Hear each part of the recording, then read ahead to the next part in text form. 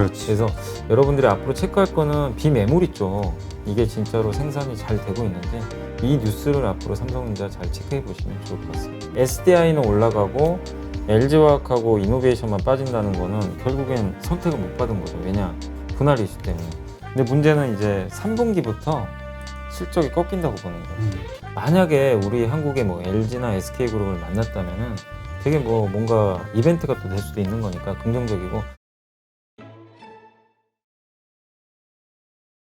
자, 그러면 이번에는 그 삼성전자 갤럭시 언팩 행사가 11일 날 예정되어 있다고 네네. 하는데 이걸 우리가 투자의 관점에서 어떻게 바라봐야 될까요? 일단 11일 날 이제 그 발표가 될 텐데, 이제 근데 많은 분들이 좀 현명해지셔가지고 옛날에는요 뭐 이런 행사 있으면 무조건 미리 사가지고 이제 그냥 끌고 가시고 또 다가올 때 막 사시고 이런 분들이 많으셨는데, 이런 것들을 당하신 분들이 워낙 많다 보니까 이제는 확인하고 사겠다는 분도 되게 많아요.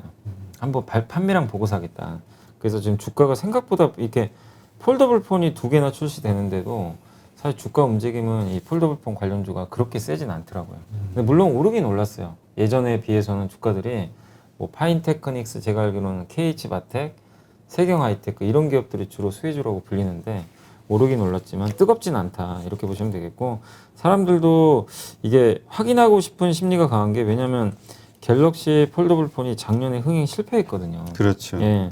아직도 근데 이거 2종이나 출시하는데 성공할 수 있을까? 이런 좀 의문도 있고, 삼성전자는 무조건 성공을 해야 돼요. 왜냐하면 노트를 포기했단 말이에요.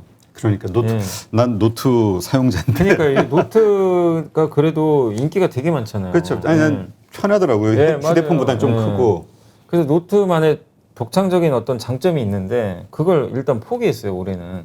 그래서 노트 대신에, 노트를 포기했다는 건 폴더블 폰으로 승부를 건다는 얘기거든요. 그래서 폴더블 폰이 나오는데 이게 흥행이 실패하면 정말 이 스마트폰 사업부가 정말 암울해지거든요. 그래서 반드시 성공을 해야 되고, 이번에 좀 그 확인해 본 결과로는 그 삼성전자 폴더블 폰에 언더 디스플레이 카메라라고요. 그러니까 지금 여러분들 그 삼성전자 쓰시는 분들은 이렇게 구멍 하나씩은 있을 거예요. 카메라 구멍. 그렇죠. 있죠? 카메라 구멍이 있죠. 요게 없어져요. 그러니까 한마디로 그냥 완전히 풀 디스플레이, 그냥 완전히 이 구멍이 하나도 없어요. 왜냐하면 카메라 구멍을 디스플레이 밑에 넣었대요. 그 기술이 UDC 기술이라고 하는데, 이거를 아마 전 세계 최초로 아마 채택을 할 것 같아요. 옛날에 이런 기술을 한번 하려고 했던 기업이 하나 있긴 있었대요. 중국의 ZTE라는 회사였는데 구현을 제대로 못해가지고 엄청난 망신을 당했다고 합니다. 그러니까 이게 쉬운 게 아니에요. 왜냐하면 카메라 구멍을 안 보이게 해서 이게 찍기가 쉽지가 않잖아요. 그렇죠. 예, 근데 그 기술을 구현을 했다고 하니까 한번 기다려 보시고, 그 다음에 크기는 전작과 비슷하고 가격은 190만 원으로 20% 정도 낮은 가격에 출시가 된다고 합니다. 아무튼 판매량은 한번 지켜보실 필요가 있습니다. 왜냐하면 지금 삼성전자도 스마트폰이 위기인 게, 이번에 그 시장 조사 업체에서 발표한 거 보니까 원래 상반기에 점유율이 삼성전자가 1위거든요. 그렇죠. 점유율이 18%, 샤오미가 16%인데 이번에 6월달 월간 점유율이 나왔는데 처음으로 샤오미한테 넘겨줬어요. 6월은 샤오미가 세계 1등입니다. 그러니까 삼성전자 입장에서 되게 위기의식을 느낄 수밖에 없기 때문에 이게 반전의 카드가 될지 한번 좀 우리가 잘 관찰을 해야 될 것 같습니다. 네. 하여튼 샤오미가 그 뭐죠? 화웨이를 주저앉히니까 샤오미가 더 반사이익을 크게 얻는 것 같아요. 맞습니다. 네. 네. 어쨌든 참 이게 아주 고가에 좋거나 브랜드 가치가 높고 고급이거나 아니면은 아주 싸거나 이게 네. 애매한 것 같아. 맞습니다. 근데 어쨌든 지금 분위기를 돌아가는 거 보면 이 폴더블 폰에 대해서 그렇게 크게 관심들이 이렇게 업이 되지를 않는 것 같아요. 옛날 같지 분위기가 않아요. 그렇죠. 예. 그러니까 이거 한번 그래 나오는 거 알겠는데 보자. 한번 눈으로 한번 지켜보고 판단하겠다. 근데 사실 그것도 현명한 전략이죠. 왜냐하면 작년에도 기대했다가 이게 실패했기 때문에 일단은 8월 말 정도에 나오니까 9월 정도 되면 데이터 확인이 가능할 것 같아요. 그때 흥행했는지를 좀 체크를 하고 이쪽 그 폴더블폰 관련주는 이제 투자 의견을 좀 결정을 하시는 게 좀 좋을 것 같습니다. 네. 사실 지난주죠. 지난주 한 여러 날 그 외국인들이 탁 매수해주면서 삼성전자가 딱 반등하면서 하여튼 뭐 여러 가지로 이것도 잘 되나 보다 뭐 이러저런 기대감들을 가져셨던 분들이 있는데 그 다음에 이제 좀 흐릿흐릿해진단 말이에요. 네. 지지부진한 모습. 그러다 보니까 이제 이것도 뭐야 다시 꼬꾸라지나 이런 불안감을 가지고 있는데 네. 어떻습니까? 지금 현재 시점에서는 이재용 부회장의 가석방 문제가 가장 큰 이슈인 것 같긴 한데요. 네, 아니 오늘 주가 안 빠지잖아요. 그러니까 뭐냐면 하이닉스는 빠져요. 빠지는데 삼성전자 안 빠지는 건 원래 둘이 비슷하게 가야 되는데 한쪽만 움직인다는 건 제가 봐도 이재용 부회장 가석방 기대감이 있는 것 같아요. 그래서 지금 주가가 빨간색 유지하고 그러다 보니까 오늘 한국의 코스피 지수는 빠지진 않고 있어요. 사실 오늘 체감 지수는요 급락장이에요. 외국인들 오늘 많이 매도하는 굉장히 것 안 같은데. 좋아요. 오늘 사실은 지수가 올라서 그렇죠. 여러분들이 느끼는 아마 체감 지수는 굉장히 썰렁할 것 같습니다. 지금 보면 코스피가 3포인트 올랐는데 하락 종목이 600개가 넘고요. 상승 종목은 200개밖에 안 돼요. 그러니까 상승 비율이 23%예요. 근데 지수가 올랐다는 거는 특정 아주 큰 기업이 한두 개 급등했다는 얘기고 거기에 카카오뱅크도 있을 거고 삼성전자도 포함이 됐을 것 같고 그 다음에 코스닥도 똑같아요. 코스닥도 1포인트 올랐거든요. 근데 하락 종목이 883개고 상승 종목이 460개입니다. 이거는 보통은 급락장에서 나오는 그 비율이에요. 그러니까 사실은 여러분들이 오늘 지수 올랐으니까 나 지수 올랐는데 왜 내 종목 왜 이러나 이렇게 생각하실 필요는 없고 약간 오늘은 좀 시장이 좀 왜곡돼 있어요. 되게 굉장히 좀 여러분들이 좀 짜증날 수밖에 없는 그런 장으로 좀 왜곡이 돼 있는데 근데 어쨌든 삼성전자 이제 갖고 계신 분들은 오늘 그래도 올라가서 기분은 좋으실 텐데 삼성전자 가석방이 가능할지 안 할지는 사실 뭐 누구도 알 수는 없는 알 수 거고 없죠 이거. 예, 뭐 법무부에서 판단할 문제니까 뭐 거기 판단 나오면 거기에 우리가 따르면 돼요. 근데 이제 주가 측면으로 보면 당연히 가석방이 되면 호재죠. 이건 누가 뭐 그렇지. 봐도 왜냐하면 투자를 못했기 때문에 투자가 늘어난다는 측면에서 당연히 호재지만 가석방이 결정이 안 된다면 주가에 당연히 악재로 또 작용해요. 또 실망 매물도 왜냐면 나오고. 그것도 기대감도 있었으니까 그래서 가석방 여부에 따라서 우리나라 지수까지 영향을 줄 수 있으니까 참고하시고 가석방이 되면 이게 삼성전자에서 끝나는 게 아니라 소부장 기업들 다 연결이 됩니다. 반도체 소부장. 투자. 그리고 거기 또 삼성그룹주에도 하고도 다 연동이 이제 돼요. 삼성물산이 계속 올라왔잖아요. 맞아요. 예, 물산뿐만 아니라 바이오로직스도 연결이 돼 있고 다 연결이 돼 있기 때문에 삼성그룹 입장에서는 어쨌든 이재용 부회장이 가석방 되는 게 주가에는 좀 긍정적이게 이렇게 보시면 되겠고 뭐 삼성전자는 저는 개인적으로 이제 가석방 여부랑 상관없이 좋게 보고 있는 이유가 메모리 쪽은 논란이 너무 심해요. 그래서 이거 가지고는 뭐 누가 맞니 안 맞니 이거를 뭐 저도 알 방법은 없기 때문에 저는 개인적으로는 좋게 보지만 내년도에 메모리 꺾인다는 얘기가 하도 많아가지고 중립으로 본다고 칠게요. 근데 삼성전자의 주가의 결정적인 요인 중에 두 가지가 메모리하고 비메모리잖아요. 그렇죠. 메모리는 이익을 결정하고요. 비메모리는 PER을 결정합니다. 밸류에이션. 그러니까 뭐냐면은 TSMC가 되게 높은 펄을 받는 게 비메모리는 이렇게 꾸준하게 성장하는 산업이다 보니까 여기서 수익 나는 건 높게 쳐줘요. 예를 들면 TSMC는 지금 PER을 26배 주거든요. 근데 삼성전자는 메모리 쪽은 이제 이익은 안정성이 있는데 비메모리가 못 쫓아가다 보니까 PER을 15배 이하로 주거든요. 근데 비메모리 쪽에서 뭔가가 보이면 밸류에이션을 올려버린단 말입니다. 그래서 근데 왜 이 말씀을 드리냐면 비메모리 쪽에서 지금 매출액이 조금씩 늘어난다라는 얘기가 조금씩 나오고 있어요. 그러니까 오스틴 공장 한파 때문에 가동 중단된 게 정상화됐고 그 다음에 5나노 공정 있잖아요. 이게 7나노, 5나노, 3나노. 삼성이 주요 이제 이 스마트폰에 들어가는 그 AP라고 반도체 있습니다. 네. CPU 같은 거. 그거를 5나노로 만드는데 이 삼성전자 AP 이름이 많이 들어보셨어요? 엑시노스라고 있고 퀄컴이 만드는 게 스냅드래곤. 요건데 자사 제품을 엑시노스로 만들어서 납품을 하는데 이게 5나노로 만드는데 이게 수율이 옛날에 30%밖에 안 됐대요. 10개 만들면 3개만 양품. 나머지 7개 이제 버려야 되는 거죠. 그러니까 이제 제대로 이게 생산이 안 된 거예요. 그랬는데 최근에 60%까지 아마 늘어났다라는 얘기가 있더라고요. 그러면 60%면 10개 중에 6개니까 그러면은 이게 생산이 정상화되면 엑시노스에서 끝나는 게 아니라 다른 회사 제품들도 수주를 이제 많이 받을 수가 있어요. 제대로 만들어주니까. 이렇게 되면 비메모리 반도체 리스크가 해소되고 매출액이 늘어날 수 있거든요. 그럼 이거는 올해 1월 달에 우리가 기대했던 게 뭐죠? 드디어 TSMC 쫓아간다. 이 기대감 때문에 주가가 막 9만 원 갔는데 어라 이거 아닌데? 우리 잘못 봤는데 7만 원대 이렇게 빠졌는데 다시 기대감이 생겨버린 거예요. 그러면 이거는 8만 원을 다져주고 8만 원 후반까지 가게 하는 강력한 힘 중에 하나거든요. 가석방 여부랑 좀 관계없이. 그렇기 때문에 근데 확인은 계속 해봐야 될 것 같아요. 진짜로 수율이 계속 늘어나는지. 그렇지. 그래서 여러분들이 앞으로 체크할 거는 비메모리 쪽 이게 진짜로 생산이 잘 되고 있는지 이 뉴스를 앞으로 삼성전자 잘 체크해 보시면 좋을 것 같습니다. 네. 참 하여튼 카카오뱅크 이번을 보면서 삼성전자도 그렇고요. 아, 역시 주식은 쉽니다. 네, 그래서 뭐 맞습니다. 이쁜 네. 미인을 뽑는 대회 같다. 뭐 이런. 네. 뭐 일단 이성보다는 분위기가 약간 흐름을 좀 좌우하니까. 분위기도 좀 있어요. 예.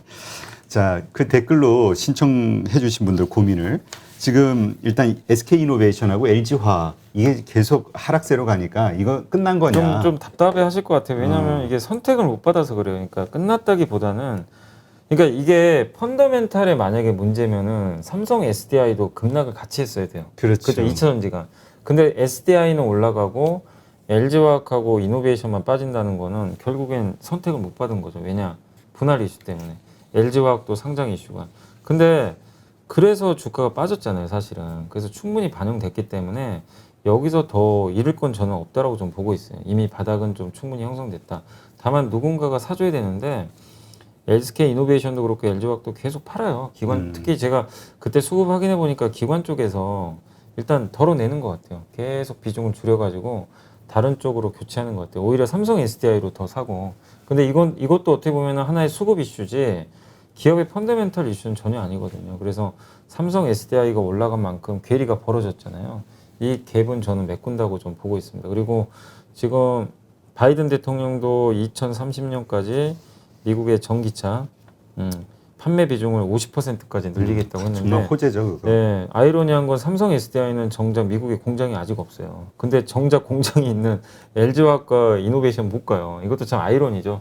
근데 결국엔 시간이 좀 지나면 사람들의 이런 좀 불안한 심리가 좀 가라앉으면서 주가는 다시 복원된다고 생각하고 SK 이노베이션 지금 주가에는 배터리 가치가 2조 원하고 3조 원밖에 반영이 전혀 안 돼 있어요.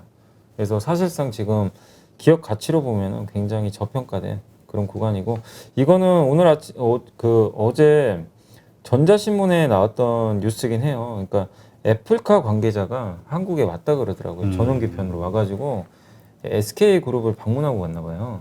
근데 그게 기사화가 좀 됐었는데 진짜인지 아닌지는 사실 뭐 우리 모르죠. 예, 알 수는 없는데 그런 전자신문에 기사가 하나 뜬 게 있습니다. 그리고 LG도 만났다라는 얘기도 있고 오늘 그래서 LG전자 좀 강하더라고요. 주가가. 근데 애플카 하면은 거기에 애플카도 전기차잖아요. 그렇죠. 근데 원래 애플카가 그 중국의 배터리 있잖아요. 중국의 인산철 배터리라고 있습니다. LFP 배터리 좀 약간 저렴한 그걸 쓰려고 했던 것 같은데 근데 미국에서는 중국 배터리를 쓰기가 지금 힘들어요. 분위기가 안 돼요. 거기가 애플이 하고 싶어도 바이든이 못하게 할 것 같아요. 그리고 중국 입장에서도 아니 아무리 애플이 좋아도 미국에 공장 짓는 거 쉽지가 않거든요. 배터리 공장을. 예, 허가 나기도. 근데 우리 한국은 달라요. 애플이 만약에 애플은 이런 거죠. 애플은 전통적으로요. 자기네 부품을 이렇게 그 달라고 할 때 반드시 전용 공장을 만들어 달라고 해요. 그 삼성 디스플레이가 애플 전용 공장을 갖고 있어요. 그래서 맨날 보상금을 주는 이유가 야 애플이 너네가 우리 OLED 만들어줬으니까 고마워 하는데 1년에 얼만큼 만들어주기로 약정이 돼 있나 봐요. 못 만들어주니까 애플이 보상금을 줘요. 항상 삼성한테. 야, 미안하다. 나 이 정도 줄게. 보상해줄게.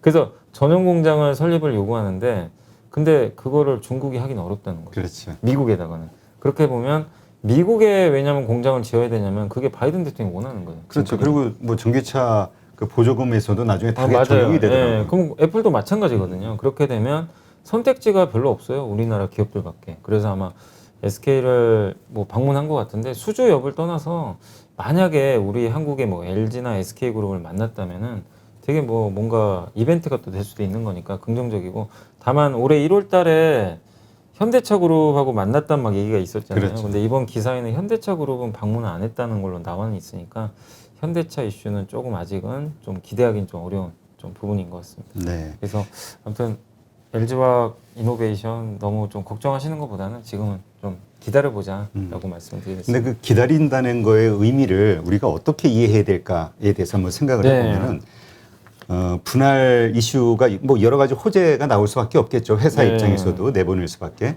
그랬을 때 그래서 주가가 상승했을 때 매도를 하고 정말 그 분할되는 회사의 주식을 가질 것이냐 아니면 장기적으로 이 지금의 SK이노베이션과 LG화학을 들고 있어도 될 것이냐 요거에 대해서는 좀 논란이 있잖아요. 그거는 되게 좀 이제 각자 판단하셔야 돼요. 왜냐하면 지금 만약에 이 정도 주가가 계속 유지된 상태에서 상장을 예를 들면 했어요.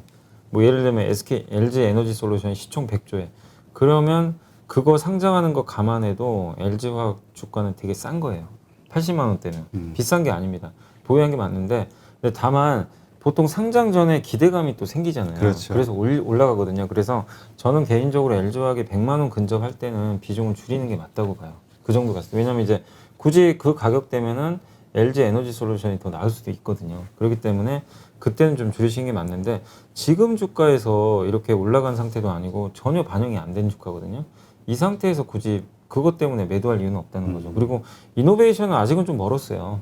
이제 10월부터 분할을 하니까 상장하려면 최소 6개월에서 1년 걸리거든요. 그러니까 아직은 시간이 많이 남아있기 때문에 작년에 LG화학도 그랬지만 한번 주가 올라갔던 것처럼 이노베이션 주가도 오를 가능성 분명히 있거든요. 그래서 지금 이노베이션도 상장하기 전까지는 뭐 계속 보유해보는 전략 필요하고 근데 상장을 하게 될 때쯤에 돼서 주가가 큰 폭으로 올라가 있다면 그때는 한번 매도는 고려해 보시는 게 좋을 것 같습니다. 그래서 지금은 둘 다 좀 매도를 고민한 단계는 아직은 아니다. 분명히 네. 반등의 기회는 올 것이다. 저는 그때 네. 비중을 줄이더라도 그때 줄이자. 그때 줄이는 게 맞는 것 같아요. 아니 그 지난주에 그 하나의 그 이경수 퀀트 팀장하고 네. 그 인터뷰를 했는데 지금 ESG 펀드 글로벌 네, ESG 펀드들이 네. 돈이 막 불어나고 있잖아요. 많이 그게 이제 들어오죠. 친환경 에너지 이런 네. 쪽으로 사는데 결국은 그 얘기를 하더라고요. 나중에 사더라도 LG 에너지 솔루션을 사지 LG 화학을 사진 않는다. 근데 LG화학도 그게 있어요. 그 친환경 소재 쪽을 또 하고 있기 때문에 어떨지는 사실 모르겠지만 근데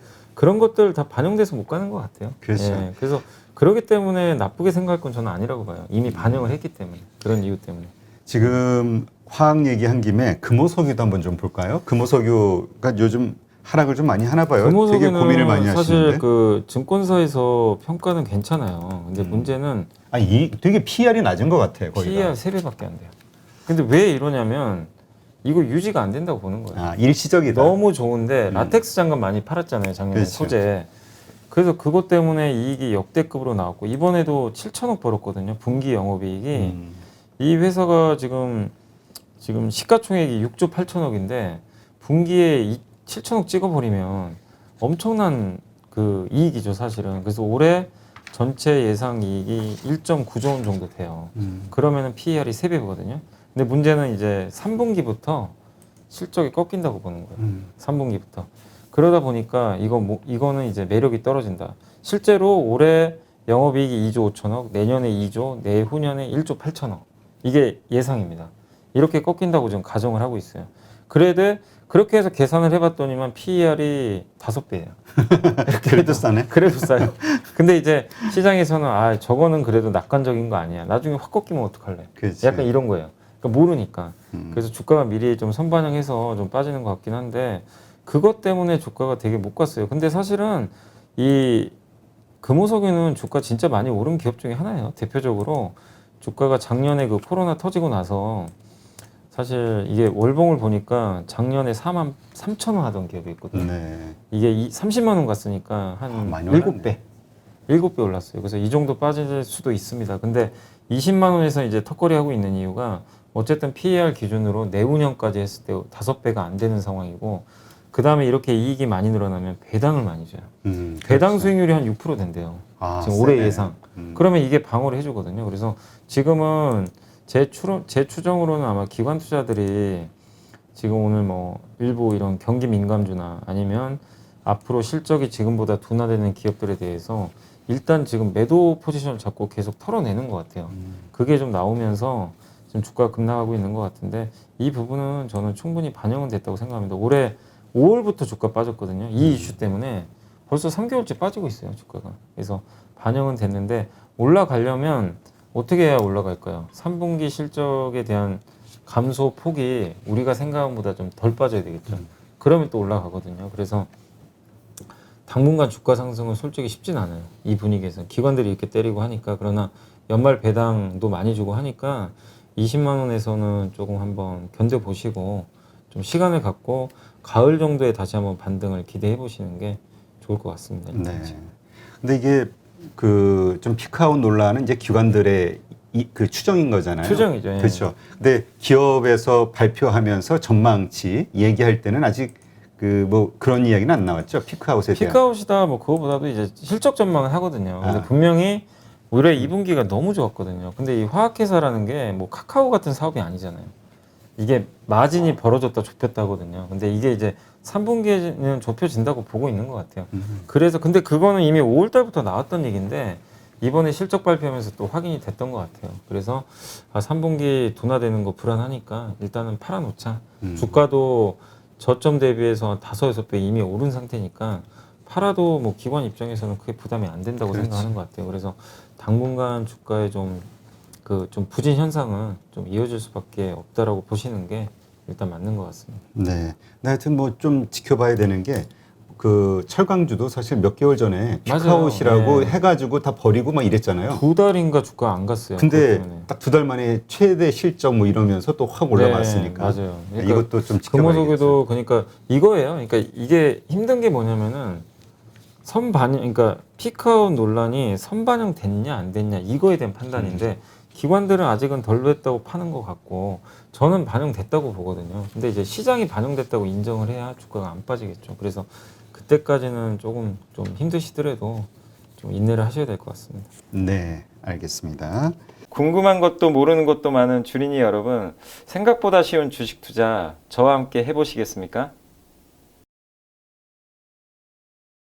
이베스트 마이넷에서 프라임 서비스를 신청하시면 온라인 방송으로 저희 연불리와 함께 하실 수 있습니다.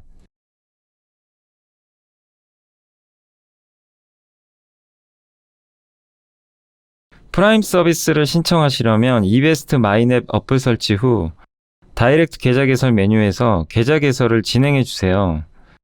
다이렉트 지점 선택은 필수입니다.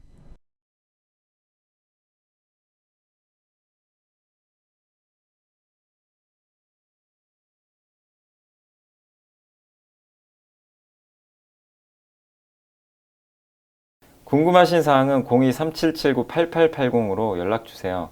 제가 여러분의 성공 투자를 끝까지 응원해 드리겠습니다.